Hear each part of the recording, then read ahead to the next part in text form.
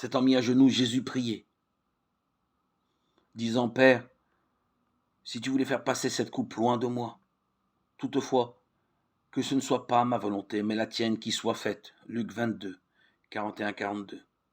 Il s'est abaissé lui-même, étant devenu obéissant jusqu'à la mort, et à la mort de la croix. Philippiens 2, 8.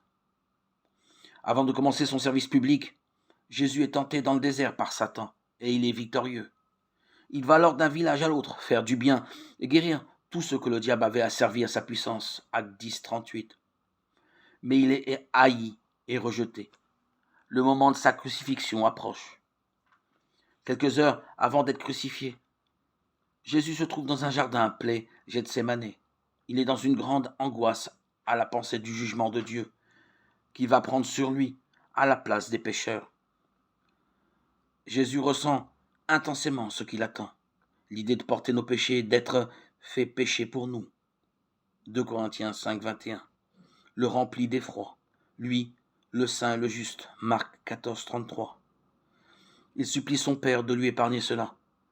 Mais là encore, il met de côté sa volonté, pourtant parfaite, pour la soumettre à la volonté de son Dieu. Il se soumet et s'offre en sacrifice à Dieu, Éphésiens 5, 2. À l'issue de ce terrible combat, où sa sueur devient comme des grumeaux de sang, il se lève et, rejoignant ses disciples, leur dit, « La coupe que le Père m'a donnée, ne la boirai-je pas ?» Jean 18, 11. Là encore, dans ce moment angoissant, Jésus n'a fait valoir aucun libre arbitre.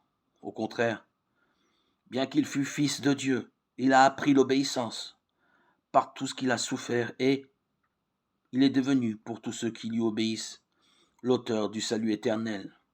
Hébreux 5, 8, 9. Son obéissance parfaite l'a conduit à s'offrir lui-même pour expier les péchés des hommes, désobéissants et pécheurs que nous sommes. Ce salut, il nous le donne si nous croyons en lui.